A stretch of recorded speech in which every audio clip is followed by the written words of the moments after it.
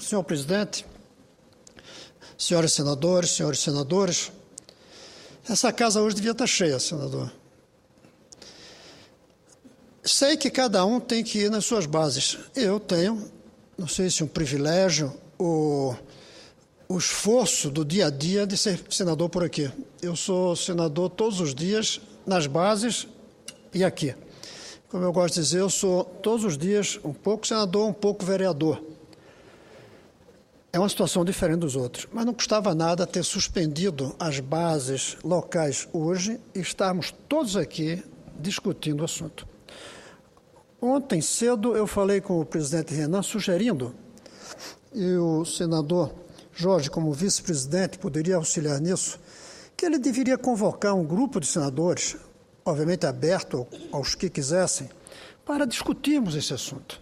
Já que não é possível preencher esse plenário nunca, por que ele não reúne 10, 15, senador Jorge, pessoas, senadores, para discutirmos que terremoto é esse? Onde erramos que deixamos as placas tectônicas se chocarem umas com as outras entre nós? E discutirmos o que fazer. Senhor Jorge, eu me entristeço profundamente em não poder ir às passeatas, porque eles não aceitam políticos. Eu só poderia ir às passeatas se eu pusesse uma peruca, uma barba e talvez até ter que colocar uma daquelas máscaras que eles estão usando. Senão, não poderia ir. É triste você ser representante do povo, ter tido tantos votos e saber que, nesse momento, pelo fato de ser político, você não é visto como um deles. Eu escrevi, não faz muito, um livrinho chamado Reaja, que, na verdade, está tudo isso aí no livro, que tem uns 3 anos. Eu tenho certeza, senador Jorge, que se eu não fosse senador, esse livrinho hoje seria um best-seller. Porque é isso que está aí. Eu digo reaja a isso, reaja a isso, reaja a isso, reaja aos partidos, reaja, jovens reajam.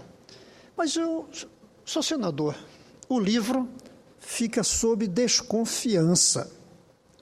Eu fico muito triste com essa situação, mas eu tentei incorporar o que está por trás de tudo isso. E eu comecei a perguntar o que é que essa meninada gostaria que fosse feito unindo todas eles. Porque melhorar a educação são alguns, acabar a PEC 37 são outros, acabar a corrupção são outros. Mas o que é que unificaria todo? Talvez, senador Jorge, eu radicalize agora. Mas eu acho que para atender o que eles querem, nós precisaríamos de uma lei com 32 letras. Estão abolidos os partidos. Estão abolidos todos os partidos. Isso sensibilizaria a população lá fora. Nada unifica mais hoje todos os militantes e manifestantes do que a ojeriza, a desconfiança, a crítica aos partidos políticos. Talvez seja a hora de dizermos, estão abolidos todos os partidos. E vamos trabalhar para saber o que é que a gente põe no lugar. Se a gente põe no lugar outros partidos ou outra coisa. E aqui eu quero fazer uma referência ao seu Estado. E a Marina Silva. A ex-senadora Marina Silva parece que está na frente de tudo isso, salvo que criou um partido. Então ficou igual. Mesmo que o partido se chame com o nome do que não é partido, mas é partido. Teve que conseguir as assinaturas, vai entrar no mesmo sistema, vai receber fundo partidário, porque eu espero que a lei que proíbe de receber não passe aqui.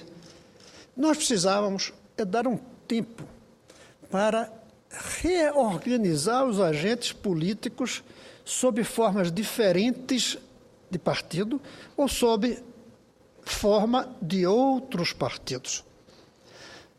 Não precisaram colocar essa faixa. Abolem-se os partidos. Mas está na cabeça de todos. Nossos partidos não refletem mais o que o povo precisa como seus representantes. Nem do ponto de vista do conteúdo e nem do ponto de vista da forma. No conteúdo, nós não estamos incorporando todos os problemas da contemporaneidade. Nós estamos presos a um discurso velho, antigo. A prova é, o senador Jorge falou aqui, nós falamos ainda em aumentar o produto interno bruto e não em melhorar o bem-estar. Nós falamos em mais carros e não em melhor transporte. Ficou velho o nosso discurso. Nós falamos em cidadania, não falamos em florestania ou em planetania, como eu costumo defender, que é um salto adiante, colocando todas as florestas do planeta juntas e todas as populações juntas, numa visão comum de todo o planeta. Ficamos velhos nas propostas e ficamos velhos nas formas. Aliás, eu quero fazer justiça aqui uma coisa. A primeira vez que eu ouvi falar, faz mais de 5 anos, de que nós ficamos velhos na forma de fazer o Congresso, porque não conseguimos entender ainda a verdadeira dimensão da internet e de como essa internet pode influenciar da maneira que a gente funciona aqui. A primeira pessoa que eu ouvi falar nisso, sentado ali, foi José Sarney, com seus 80 anos de idade. E um político, inclusive, que não faz mal nenhum dizer, tradicionalíssimo, mas ele alertou aqui, pela sensibilidade que ele tem, de que algo tem que mudar na maneira de fazermos o diálogo com o povo, que não basta mais dialogar uma vez por cada 4 anos, é preciso dialogar cada 4 minutos.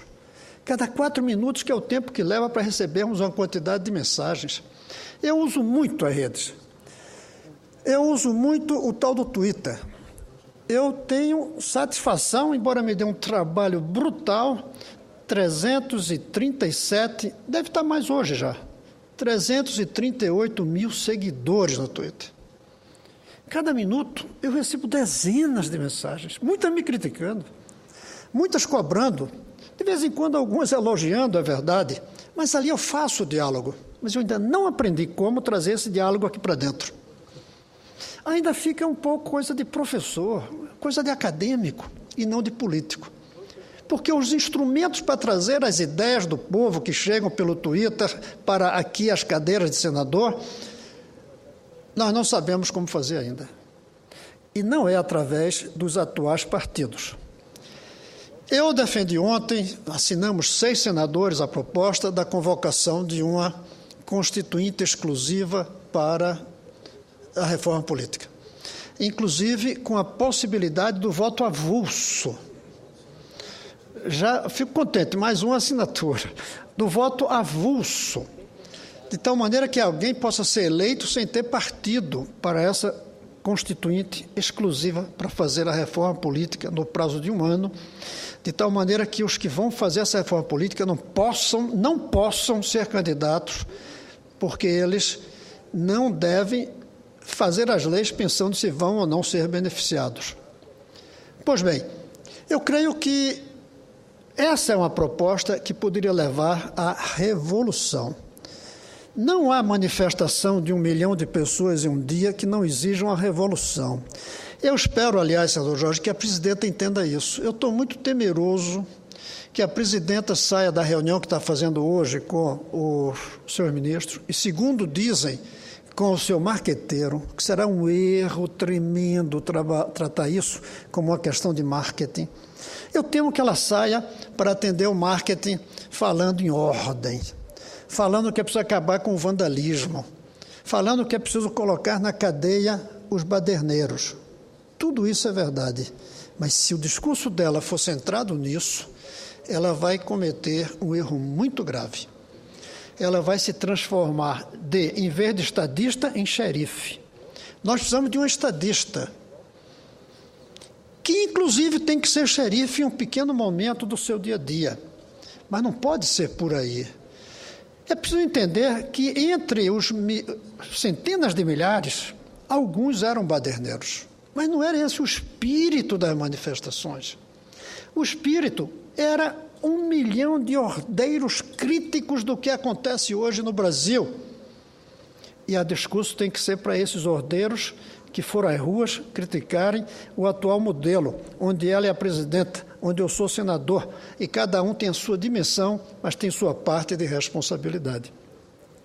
Eu gostaria de ver hoje um discurso da presidenta falando do momento que nós vivemos, reconhecendo os erros dela e dos governos anteriores, e não só do Lula, mas de antes do Lula também, reconhecendo a falência de como nós estamos fazendo política, reconhecendo que errou ao fazer mais acordos do que buscar consensos, de que errou ao colocar nas direções dos ministérios pessoas despreparadas apenas porque representam forças partidárias, eu nem digo forças políticas, eu digo partidárias, que errou ao levar adiante prioridades equivocadas, como essa da Copa, custando 25 a 30 bilhões de reais, quando o Brasil não tem nem segurança para garantir para os turistas.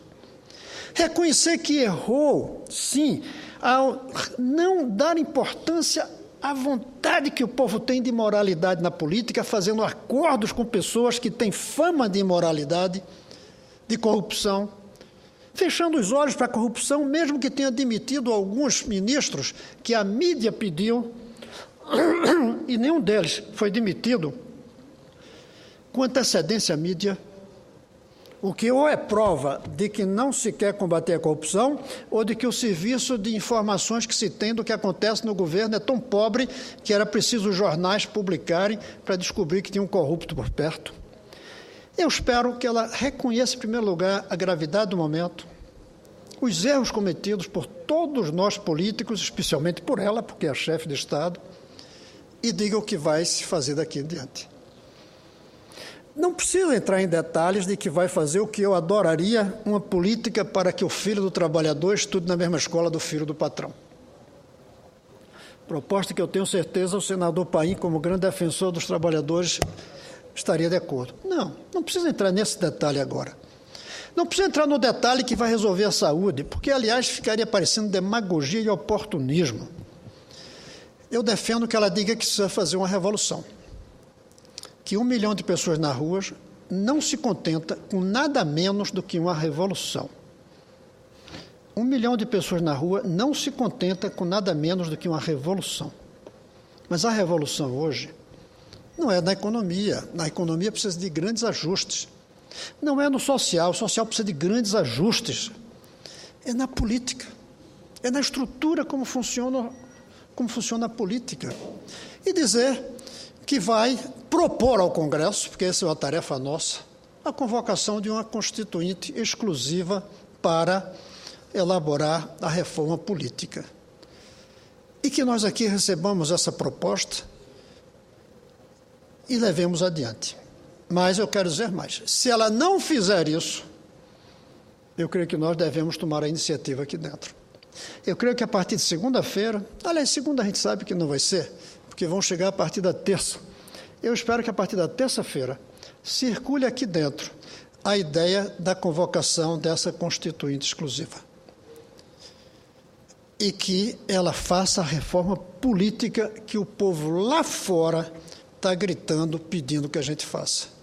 É preciso ouvir o grito do povo. O grito do povo é uma política que os represente. É uma política que os orgulhe. É uma política que permita com que senadores possam ir na passeata ao lado dos jovens manifestantes que provavelmente votaram nesse senador, mas que não querem que ele vá lá. Que votaram nesse deputado, mas não querem que ele vá lá.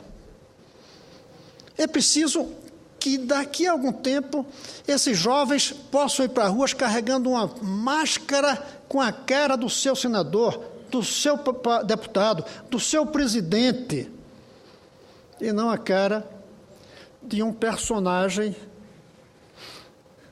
cinematográfico, como é a principal máscara que seguiu, que é a máscara, se eu não me engano, do Coringa, do filme Batman.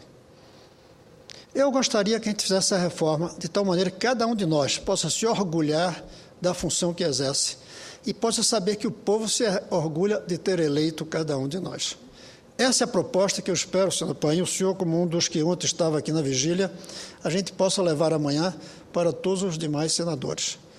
Daqui partir a ideia dessa constituinte para fazer a reforma política. Só que eu tenho mais esperança, que a presidenta nem espere, que ela tome a iniciativa de mandar para nós essa proposta e que aqui nós decidamos. Se nós não fizermos isso, nós estamos correndo o risco do povo continuar descontente. E o povo descontente não só volta para a rua e dá margem a tudo isso que acontece, tanto o lado bonito quanto o lado feio, tanto o lado estético como o lado perverso, mas também perturba tudo. Queira ou não, esse 1 milhão de pessoas deixou de ir ao trabalho para ir numa passeata, o PIB deve ter diminuído um pouquinho, e para cada um que foi, pelo menos 3 deixaram de ir ao trabalho, até para evitar a crise do transporte naquele momento.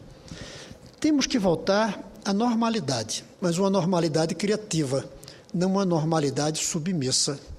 Uma normalidade atenta, não uma normalidade passiva.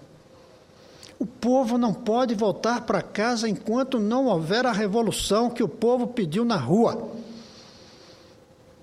E eu insisto que voltar para casa, quando eu digo não voltar para casa, eu não quero dizer que fique na rua. Como, aliás, ficaram os meninos nas cidades da Espanha, ficaram lá em Wall Street, acampados.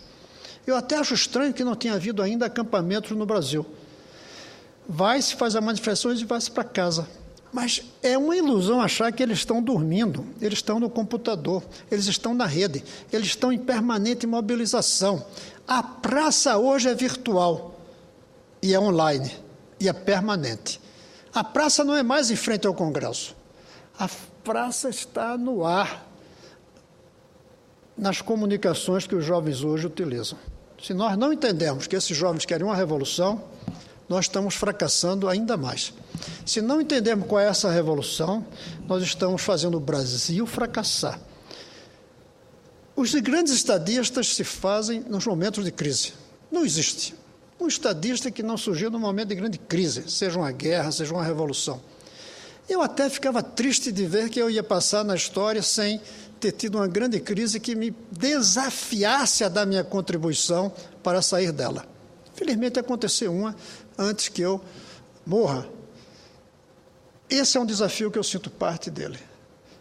Esse é um desafio que eu sinto que nós, de nossa geração, pode agarrar, pegar e carregar para deixar uma marca, respondendo ao que os meninos e meninas do Brasil, e muitos adultos também, disseram. Carregarem cartazes, nos despertando. Obrigado vocês, obrigado muito por terem funcionado como um despertador, para despertar o espírito cívico que estava ficando adormecido em muitos de nós, políticos do Brasil. Que a presidenta entenda isso, tenha consciência e seja uma estadista e não fique refletindo e propondo como se fosse uma xerife. É isso que eu espero, senhor presidente.